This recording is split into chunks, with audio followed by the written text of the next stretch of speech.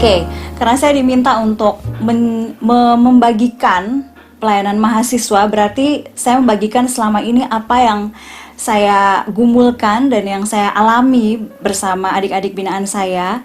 Semoga ini bisa menginspirasi dan menolong rekan-rekan calon pengurus ya. Nah, saya akan mulai dulu dari makna pelayanan mahasiswa. Ini makna yang paling singkat menurut saya yang rekan-rekan bisa catat dan tanamkan dalam hati kalian. Pelayanan mahasiswa itu apa sih sebenarnya? Pelayanan mahasiswa itu bukan kegiatan, bukan kumpul-kumpul, bukan ya pokoknya ketemu, kenalan, bukan. Tapi pelayanan mahasiswa adalah pelayanan yang bertujuan agar mahasiswa di kampus itu bertemu dengan Allah. Itu singkatnya. Jadi rekan-rekan bisa memikirkan nih, kalau misalnya pelayanan saya di PMK itu tidak tujuannya menolong supaya mahasiswa itu bertemu dengan Allah. Nah, ini mesti dipikirkan matang-matang. Jadi secara gambaran besar, pelayanan mahasiswa adalah pelayanan yang fokusnya adalah menolong mahasiswa untuk bertemu dengan Allah secara pribadi. Caranya bagaimana? Jadi itu ya, sebanyak mungkin ada kesempatan, ada waktu, ada sarana, ada ruang bagi mahasiswa untuk mengalami Allah, berjumpa dengan Allah, dan berjalan bersama-sama dengan Allah dalam kehidupan mereka setiap hari. Itu adalah goal dari pelayanan mahasiswa. Kalau pelayanan mahasiswa isinya membicarakan orang, isinya gibah ya sekarang, kata yang lagi sering anak-anak sekarang memakai gibah, atau isinya bertengkar, itu bukan makna dari pelayanan mahasiswa yang tepat. Ya, jadi ini tolong teman-teman catat dan pikirkan pada saat rekan-rekan mau terjun ya. Ini nih goalnya, ini goal yang mau saya capai.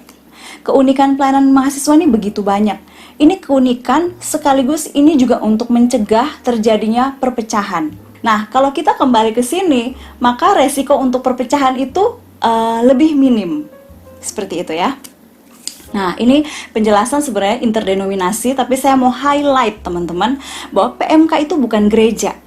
Tidak di bawah aliran gereja manapun, tidak mengacu pada dogma gereja manapun. PMK tidak boleh membawa kepentingan satu denominasi gereja tertentu. Tujuan agar menjaga kesatuan tubuh Kristus di PMK, sekaligus PMK menjadi wadah untuk saling belajar menerima setiap aliran gereja.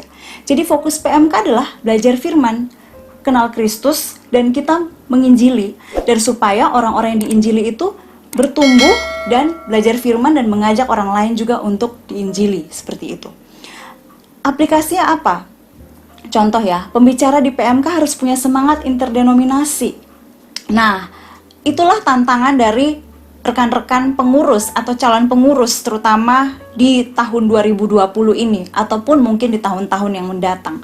Mungkin kedepannya metode online akan sangat mungkin diterapkan di kampus-kampus tertentu, ya tidak tahu. Oke, tantangan pelayanan mahasiswa yang pertama adalah akses. Perubahan paling signifikan kebangkitan teknologi digital, dan ini menjadi akses tak terbatas dari siapapun kepada apapun, dimanapun, dan tentang apapun. Jadi mahasiswa yang mungkin kita lihat polos-polos kayak gitu, tapi mungkin dia udah pelajari tentang konsep LGBT atau konsep tentang hal-hal yang mungkin kita nggak pernah paham, kita nggak pernah tahu. Taunya dari mana? Tahu dari YouTube. Ini tantangan pelayanan mahasiswa teman-teman. Jadi mungkin anak-anak yang kalian lihat polos-polos, tapi di dalam otaknya itu sudah tidak polos kayak gitu. Itu yang pertama. Lalu yang kedua, kuliah online.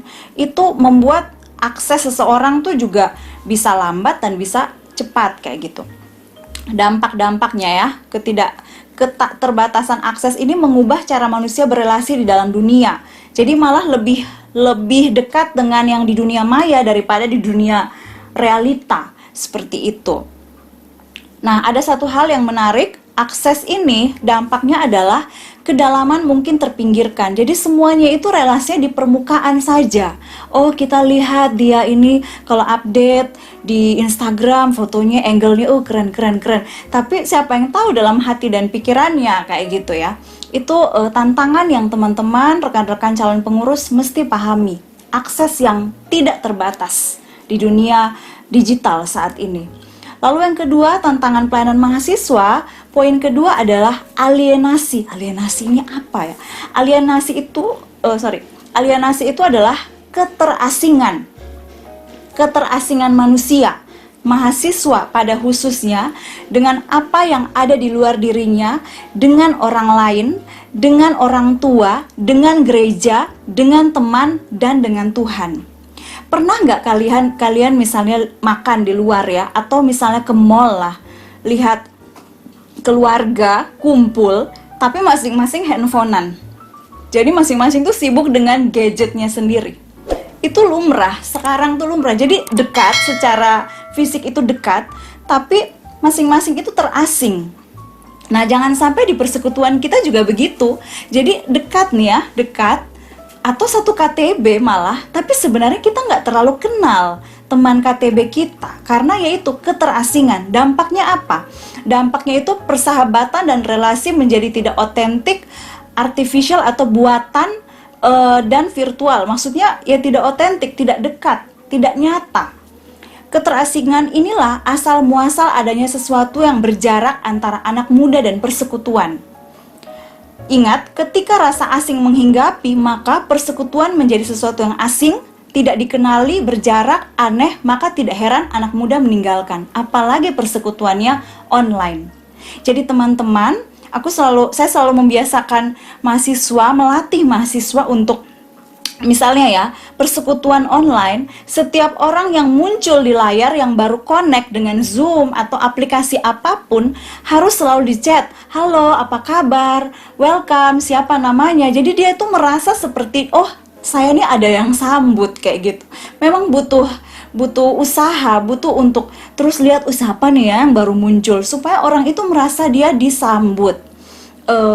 Kalau misalnya sudah ada persekutuan online atau welcome party atau penyambutan mahasiswa baru, penting sekali untuk terus menyambut orang-orang baru. Lalu tantangan yang ketiga yang teman-teman mesti pahami adalah otoritas atau authority.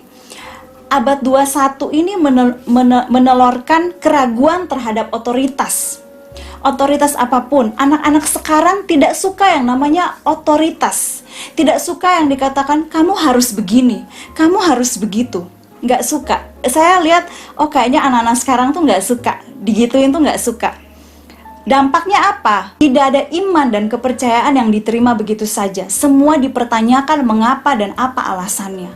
Misalnya, kita katakan bahwa, oh iya, semua orang telah berbuat dosa dan telah kehilangan kemuliaan Allah. Hah? Semua orang? Jadi kalau dengan anak-anak sekarang, kita mesti siap untuk ada penjelasannya. Tidak bisa hanya satu kalimat dan kamu harus terima. Dulu mungkin zamannya ayah kita, ibu kita, mungkin kayak dikatakan gitu, oh ya udah, iya, paham. Tapi sekarang tidak bisa.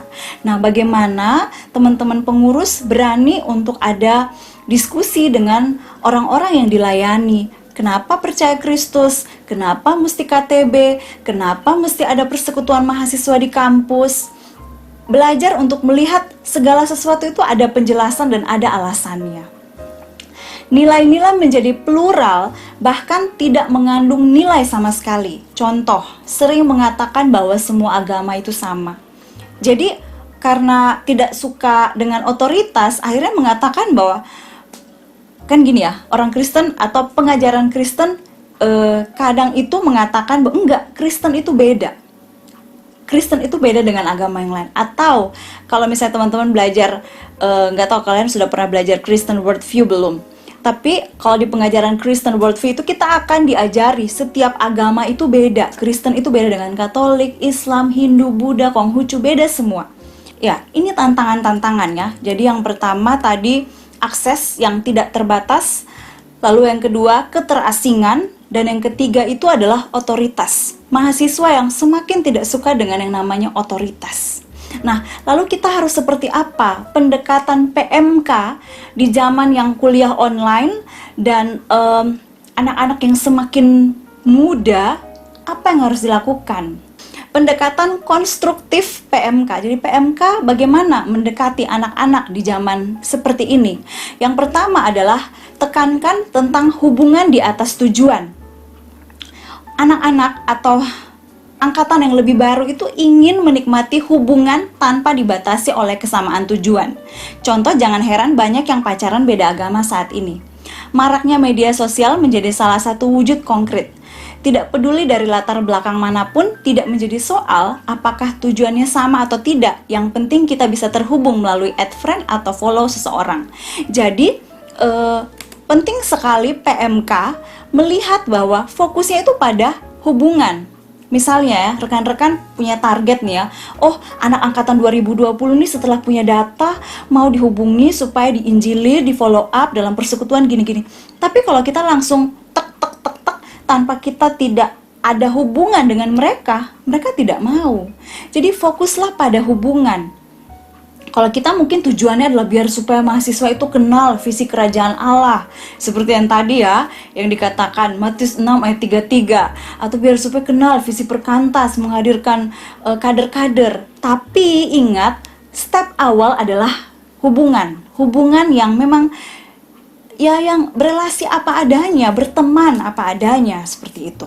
Itu pendekatan konstruktif pertama yang saya sarankan kepada pengurus atau calon pengurus. Yang kedua, keaslian di atas keberhasilan. Ketika integritas pemimpin dipertanyakan, maka tidak heran jika anak muda lebih memilih untuk menjadi pluralis, free thinker, atau bahkan ateis. Banyak sekali sekarang anak muda yang nggak mau jadi orang Kristen. Toh orang Kristen itu banyak juga yang tidak jadi kesaksian. Ngeri sekali teman-teman. Apa yang dinanti-nantikan anak muda dalam hidup mereka adalah orang-orang yang berintegritas, orang-orang yang otentik dalam kehidupan mereka, termasuk dalam dogma dan praktis. Praktis itu maksud. Jadi orang-orang yang apa adanya. Nah, teman-teman pengurus atau calon pengurus di PMK, kalian hadir di tengah-tengah kawan-kawan atau mahasiswa lebih baru yang memang mungkin belum kenal Kristus atau tidak pernah dengar Kristus sama sekali, dan jadilah pribadi-pribadi yang berintegritas, pribadi-pribadi yang fokus pada relasi agar ada persahabatan, ada diskusi di situ tentang iman, dan jadilah orang Kristen yang berintegritas. Terakhir, ya, your action speaks louder than your words. Jadi waktu teman-teman mengatakan A tapi teman-teman mengatakan hidup kudus tapi pacaran kalian tidak kudus, itu sama sekali tidak menjadi kesaksian. Satu kali lagi ya, pendekatan konstruktif PMK, pengalaman di atas pernyataan. Budaya mengalami adalah istilah yang menggambarkan mereka atau anak-anak muda sekarang. Jadi anak-anak muda sekarang tuh bosan dengan pernyataan-pernyataan persuasif tentang kebenaran. Kamu harus begini, kamu harus begitu. Bosan. Anak-anak sekarang tuh maunya tuh real, otentik kayak gitu loh. Jadi jadilah menjadi bagian dari komunitas yang memang komunitas yang mengalami Tuhan bersama-sama, yaitu di kampus atau di PMK. Fokuslah pada hubungan dan relasional. Oke, saya sampai di sini aja.